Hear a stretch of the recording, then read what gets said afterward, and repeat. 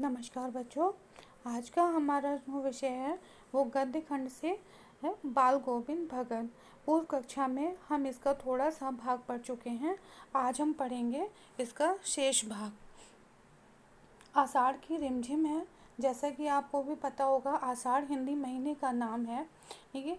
आषाढ़ की रिमझिम मतलब जो ऐसी बारिश जो हर समय लगी रहती है, हल्की फुल्की सी, बंद नहीं होती है, उसके लिए कहते हैं। समूचा गाँव, पूरा गांव खेतों में आ गया है। कहीं हल चल रहे हैं, कोई रोपनी हो रही है। मतलब रोपनी अगर धान के जो पौधे होते हैं वो हाथ से क्रमबद्ध लगाए जाते हैं, उसे कहते हैं रोपनी। धान के पानी भरे खेतों में बच्चे उछल रहे हैं। औरतें कलेवा लेकर मेड़ पर बैठी हैं। कलेवा सुबह के नाश्ते के लिए बोलते हैं। जैसा कि गांव का कल्चर होता है, गांव में सुबह सवेरे ही जो पुरुष होते हैं वो हल लेकर खेतों में निकल जाते हैं और बाद में वहाँ की औरतें नाश्ता उनके लेकर जाती हैं। मेड़ कहते हैं खेतों के बीच से जाने वाला एक रास्ता जिससे आवागमन होता रहता है। खेतों से थोड़ा सा ऊपर उठा हुआ उसे मेड़ कहा जाता है। और सारे आसमान में बादल छाए हुए हैं, धूप कहीं भी नहीं है। ठंडी पूर्वाई चल रही है, यानी पूरब की हवा चल रही है। और ऐसे ही समय आपके कानों में एक स्वर तरंग झंकार सी कर उठी, यानी कि भगत के संगीत का या जो गाना गा रहे थे वो सबके कानों में जाने लगी। ये क्या है, ये कौन है, ये पूछना ना पड़ेगा। क्यों क्यों नहीं पूछना पड़ेगा? क्योंकि बाल गोविंद भगत का पूरा शरीर की कीचड़ में सना हुआ है। वो भी अपने खेत में धान की रोपाई कर रहे हैं और उनकी जो उंगली है वो एक एक धान के पौधे को लाइन से खेत में लगा रही है। और उनके गले से एक एक शब्द संगीत के चरम पर पहुंच रहा है और उसे सुनकर ऐसा लग रहा है जैसे उनके शब्द सीधे धरती से स्वर्ग की ओर जा रहे हों। और कुछ को इस पृथ्वी की मिट्टी पर खड़े लोगों के कानों की ओर जा रहे हैं, यानी कुछ शब्द तो स्वर्ग की ओर जा रहे हैं और कुछ वहाँ जो साथ में काम कर रहे हैं लोग उनके कानों में जा रहे हैं, वो लोग सुन रहे हैं। और बच्चे खेलते हुए झूम रहे हैं बाल गोविंद भगत के गीत को सुनकर। और जो मेड़ पर औरतें बैठी हैं उनके होठ कांप उठते हैं, यानी कि गुनगुनाने लगे हैं। और जो हल चला रहे हैं लोग, उनके पैर भी बाल गोविंद भगत के संगीत से अपने आप ही उठने लगते हैं। जैसा कि हम सबके साथ भी होता है, संगीत अगर कहीं बजता है तो हमारे पैर स्वयं ही उठने लगते हैं। वैसा ही बाल गोविंद भगत का संगीत था, उसे सुनकर सब लोग गुनगुनाने लगे और जो हलवाई थे उनके जो है पैरों के पैर जो उठने लगे। रोपनी करने वालों की उंगलियां एक अजीब क्रम से चलने लगती हैं। अजीब क्रम से मतलब जब कोई संगीत चल रहा होता है तो जैसे रोपनी कर रहे थे वो लोग, तो उनकी उंगलियां संगीत के सहारे अपने आप ही काम करने लगती हैं। और सबका ये कहना है कि बाल गोविंद भगत का ये संगीत है या जादू, इसे एक जादू ही कह सकते हैं, क्योंकि केवल संगीत से तो ऐसा नहीं होता। ठीक है। भादों की वह अंधेरी अधरतिया। भादों का महीना, आषाढ़ के बाद आषाढ़ सावन भादो, ये आपने सुने होंगे, ये हिंदी महीनों के नाम है। आषाढ़ के बाद सावन आता है। सावन में बारिश पूरी तरह से शुरू हो जाती है और भादों में भी बहुत बरसती है बारिश जो है। तो अंधेरी आधी रात, अंधेरी आधी रात। अभी थोड़ी ही देर पहले मूसलाधार वर्षा खत्म हुई है। मूसलाधार सावन भादों में बहुत तेज बारिश होती है। बादलों की गरज, बिजली की तड़प से आपने कुछ नहीं सुना हो, किंतु अब झिल्ली की झंकार या दादू की टर्टर बाल गोविंद भगत के संगीत को अपने कोलाहल में डुबो नहीं सकती। यहाँ पर लेखक ये कहना चाहते हैं कि मूसलाधार बारिश जो खत्म हो चुकी है, बादल गरज रहे हैं, बिजली की जो कड़क होती है वो उसकी आवाज़ में हमें कुछ और नहीं सुनाई देता। और बरसात में तो आपने देखा होगा कि मेंढक भी टर्टर बोलने लगते हैं। और झिल्ली, यहाँ पर झींगुर जो होता है तो वो भी बोलते हैं बरसात के महीने में। उनका इतना शोर हो रहा है, कोलाहल यानी कि शोर शोर हो रहा है, लेकिन फिर भी बाल गोविंद भगत का जो संगीत है, इतना शोर होने के बाद भी वो सुनाई दे रहा है। और उनकी खंजड़ी खंजड़ी जो होती है वो ढपली जैसी होती है, लेकिन ढपली से थोड़े छोटे आकार की होती है। वो साथ में बज रही है और गा रहे हैं। जो गीत वो गा रहे हैं बच्चों, यहाँ पर ये लिखा हुआ है, गोदी में पियवा चमक उठे सखिया। बच्चों इसे आप स्वयं ही पढ़ेंगे, ये जो गीत के बोल यहाँ पर लिखे हैं। ठीक है। उसी भरे बादलों वाले भादों की आधी रात में उनका ये गाना अंधेरे में अकस्मात कौंध उठने वाली बिजली की तरफ किसे न चौंका देता। यहाँ पर लेखक ये कहना चाह रहा है कि भादों वाली रातें जो डरावनी होती हैं, कि अंधेरी होती हैं, बिजली भी चमकती है, ठीक है, तो उस पर बाल गोविंद भगत का जो गाना है वो सबको चौंका देता है, बिल्कुल वैसे ही जैसे बिजली की कड़क सबको चौंका देती है। अब सारा संसार निस्तब्धता में सोया है, तो आधी रात से भी ज़्यादा का समय हो गया है। निस्तब्धता मतलब बिल्कुल घोर अंधेरे में चुपचाप उसको कहा जाता है, ठीक है। बाल गोविंद भगत का संगीत जाग रहा है, मतलब सब लोग सोए हुए हैं। निस्तब्धता मतलब चारों ओर बिल्कुल शांति ही शांति है, लेकिन बाल गोविंद भगत का जो संगीत है वो अभी चल रहा है, नहीं कि वो गा रहे हैं। क्या गा रहे हैं, यहाँ पर बोल लिखे हुए हैं, तेरी गठरी में लागा चोर मुसाफिर जाग जरा, ये गाने के बोल हैं। बच्चों इसे आप स्वयं भी पढ़ेंगे ताकि आपको अच्छे से ये याद हो जाए। कार्तिक आया नहीं कि बाल गोविंद भगत की प्रभातियाँ शुरू होती हैं।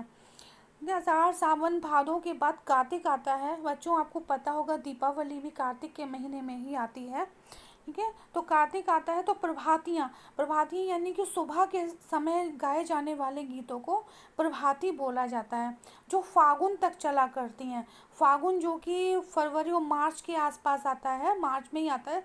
फागुन के महीने में होली का त्यौहार आता है और कार्तिक के महीने में दीपावली आती है। कार्तिक अक्टूबर में आता है, ठीक है, और फागुन मार्च में आता है। तो उन्हीं दिनों की बात यहाँ पर की जा रही है। तो बाल गोविंद भगत का संगीत कार्तिक से शुरू होता और फागुन के महीने तक चलता रहता था। इन दिनों वह सुबह ही उठ जाते और किसी को भी पता ही नहीं चलता था कि वो कब नदी स्नान को जाते, और जो नदी थी वो गांव से 2 मील दूर थी, और वहां से नहा धोकर लौटते थे।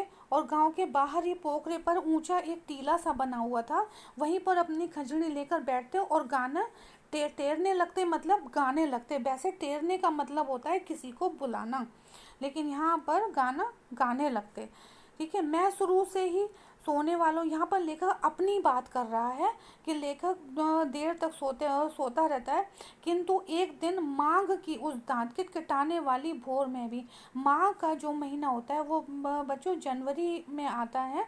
माघ में कहते हैं सबसे ज़्यादा ठंड पड़ती है, ठीक है। आपने देखा होगा दिसंबर के लास्ट में और जनवरी के शुरू में बहुत ज़्यादा ठंड पड़ती है, उसी दौरान माघ का महीना आता है, ठीक है। उनका संगीत मुझे पोखरे पर ले आया, मतलब ऐसी ठंड में भी लेखक को बाल गोविंद भगत का संगीत इतना आकर्षित लगा कि ठंड में भी वो अपने घर से बाहर निकल के पोखरे पर आ गए। अभी आसमान के तारों के दीपक बुझे नहीं थे, कहने का मतलब आसमान में तारे छाए हुए थे, मतलब रात ही थी, क्योंकि सर्दियों में तो दिन देर में निकलता है, ठीक है। तो इसलिए लेखक कह रहा है यहाँ पर, हाँ पूरब में लोही लग गई थी जिसकी लालिमा को शुक्र तारा और बढ़ा रहा था। पूरब में लोही लग गई थी, लोहे का मतलब पूरब से जैसे सूरज जब उगने वाला होता है तो अपनी रोशनी थोड़ी सी फैला देता है, आपने देखा होगा हल्की सी पीली पीली, मतलब नारंगी ऑरेंज टाइप की, ऐसा जो है बादलों का रंग हो जाता है।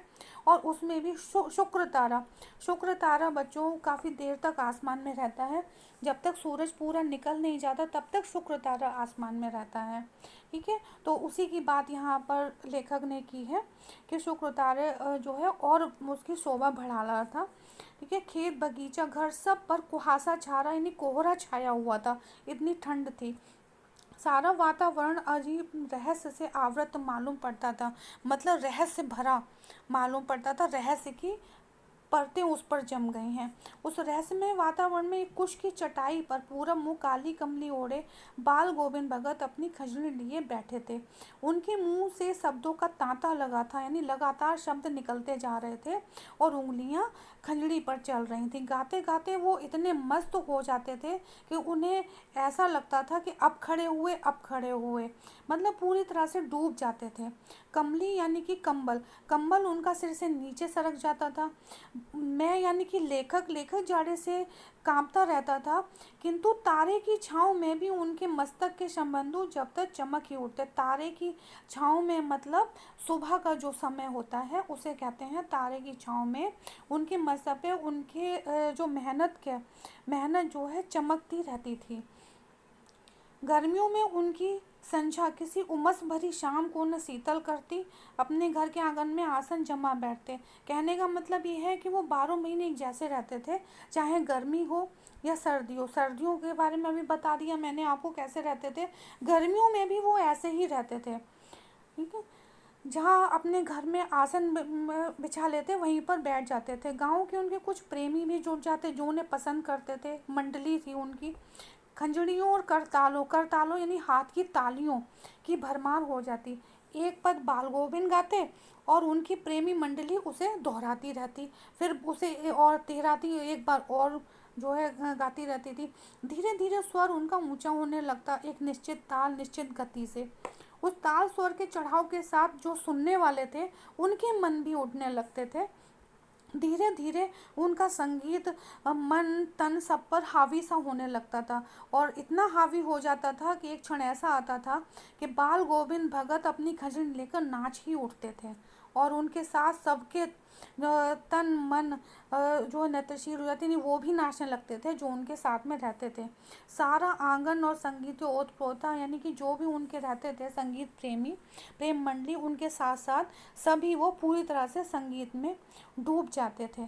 बाल गोविंद भगत की संगीत साधना चरम उत्कर्ष यानी कि सबसे ज़्यादा ऊपर उठना उस दिन देखा गया जिस दिन उनका बेटा मरा।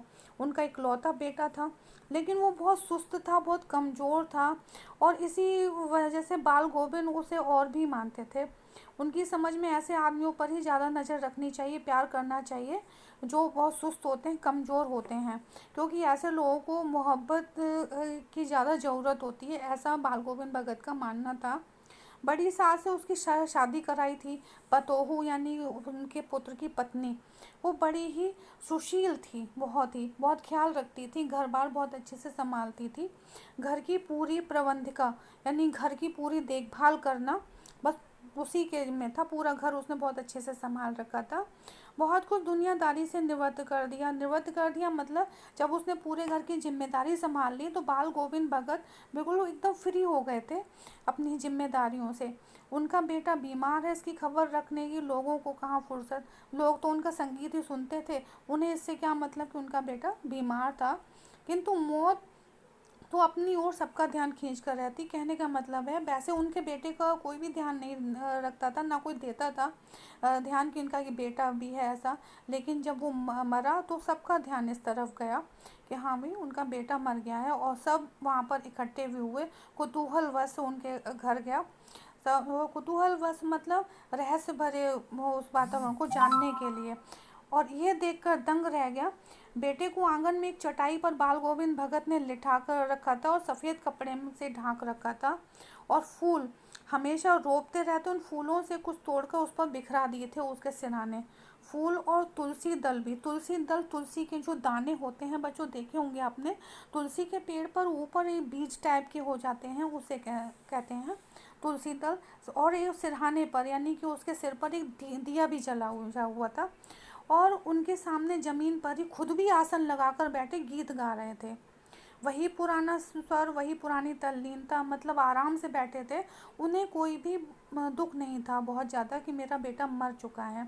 उनकी पतोहू रो रही थी, गांव की स्त्रियां उसे चुप कराने में लगी हुई थी, लेकिन बाल गोविंद भगत गाना गाए जा रहे थे पुत्र की मृत्यु पर भी, और गाते गाते कभी पतोहू के नज़दीक भी जाते और रोने के बदले उत्सव मनाने को कहते। क्यों क्यों कहते हैं, उनका ऐसा मानना था कि इस आत्मा का मिलन परमात्मा से हो गया है, इसलिए रोने के बजाय जो उत्सव मनाओ, और अपने ये विरहनी आत्मा यानी कि जो मतलब विरह में, ईश्वर के विरह में जी रही थी, वो अपने प्रेमी से जा मिली यानी कि ईश्वर से जाकर मिल गई है, और इससे बढ़कर भला आनंद और क्या हो सकता है, इसलिए उत्सव मनाओ। लेखक कभी कभी यह सोचता कहीं ये पागल तो नहीं हो गए, क्योंकि मरने पर तो सब लोग जो है गमगीन हो जाते हैं, लेकिन वो जो कुछ कह रहे थे उसमें उनका विश्वास बोल रहा था, चरम विश्वास कि हमेशा ही मृत्यु पर विजय होता है, विश्वास में। बेटे के क्रियाकर्म में भी उन्होंने बहुत ज़्यादा तूल नहीं दिया, पतोहू से ही आग दिलाई। हमारी संस्कृति में स्त्रियों का वर्जित होता है शमशान में जाना, लेकिन बाल गोविंद भगत ने पतोहू से ही, अपनी पुत्र की पत्नी से ही अपने पुत्र को मुखाग्नि दिलवाई। और क्यों जो ही श्राद्ध की अवधि पूरी हो गई, पतोहू के भाई को उन्होंने बुलाया और उसे आदेश देते हुए कहा कि इसकी दूसरी शादी कर देना। लेकिन पतोहू रो रो कर कहती, मैं चली जाऊंगी तो आपका ध्यान कौन रखेगा, आपका खाना कौन बनाएगा, आप तो बूढ़े हो, कुछ नहीं कर पाते हो, पानी भी नहीं ले सकते हो, ठीक है, तो मुझे अपने चरणों से अलग मत कीजिए। लेकिन भगत का जो निर्णय था वो अटल था, उन्होंने उसे कह दिया, नहीं तू जा, घर छोड़कर चले जाओ, मुझे ज़रूरत नहीं है। ये थी उनकी आखिरी दलील। और इस दलील के आगे बेचारी वो क्या करती, जब बाल गोविंद भगत ने फैसला सुना ही दिया था तो उनकी पतोहू को जाना ही पड़ा। बाल गोविंद भगत की मौत उन्हीं के अनुरूप हुई, जैसा वो चाहते थे वैसी उनकी मृत्यु हुई। हर वर्ष गंगा स्नान करने जाते। स्नान पर उनकी आस्था नहीं, उतनी आस्था नहीं थी जितना संत समागम और लोक दर्शन पर थी। ठीक है, स्नान से ज़्यादा वो साधु संतों पर और दुनियादारी देखने पर विश्वास करते थे। जहाँ भी जाते पैदल ही जाते। 30 कोस पर गंगा थी उनके। साधु को संबल लेने का क्या हक, और गृहस्थ किसी से भिक्षा क्यों मांगे, ऐसा उनका विश्वास था। गृहस्थ जो घर गृहस्थी संभाल रहा है वो उसे भीख लेने का अधिकार नहीं था, ऐसा उन्हें उनका मानना था बाल गोविंद भगत का, कि भिक्षा लेने का अधिकार सिर्फ साधु का होता है, गृहस्थ का नहीं। अतः घर से खाकर चलते तो फिर घर पर ही लौट कर खाते। रास्ते में खंजनी बजाते गाते, जहाँ प्यास लगती पानी पी लेते। 4-5 दिन आने जाने में लगते, किंतु इस लंबे उपवास में भी वह मस्ती से ही रहते पूरी तरह से। बुढ़ापा जरूर आ गया था, लेकिन जो उनका स्वर था वो वही था जो जवानी में था। इस बार लौटे तो तबीयत कुछ उनकी खराब सी थी। खाने पीने के बाद भी तबीयत नहीं सुधरी, उन्हें थोड़ा बुखार रहने लगा। लेकिन उनके जो रोज़ाना के नियम थे, यानी कि जो रूटीन थे, डेली के नेम व्रत, यानी कि रोज़ाना के जो नियम, वो उन्होंने नहीं छोड़े। वही दोनों जून गीत, दोनों जून मतलब यहाँ जून से मतलब जून का महीना नहीं है, दोनों वक्त है, सुबह और शाम, गाने गाना, स्नान ध्यान करना, अपनी खेती बाड़ी देखना। ठीक है, ऐसे ही दिन बीतने लगे। लोगों ने नहाने धोने से मना भी किया कि बीमार हो मत करो ऐसा, आराम करने को कहा, लेकिन वो हंसकर टाल देते थे। वही शाम को गीत गाते। मालूम होता तागा टूट गया है तो माला एक एक दाना बिखरा हुआ। भोर में यानी कि सुबह में लोगों ने गीत नहीं सुना, क्योंकि हर सुबह बाल गोविंद भगत के गीत सुनने की लोगों को आदत हो गई थी। एक दिन जब लोगों ने गीत नहीं सुना तो जाकर देखा, बाल गोविंद भगत नहीं रहे, सिर्फ उनका पंजर पड़ा था, यानी कि वो मर चुके थे। बच्चों, ये पाठ आपको अच्छी तरह से समझ में आया होगा, ऐसी मैं उम्मीद करती हूँ।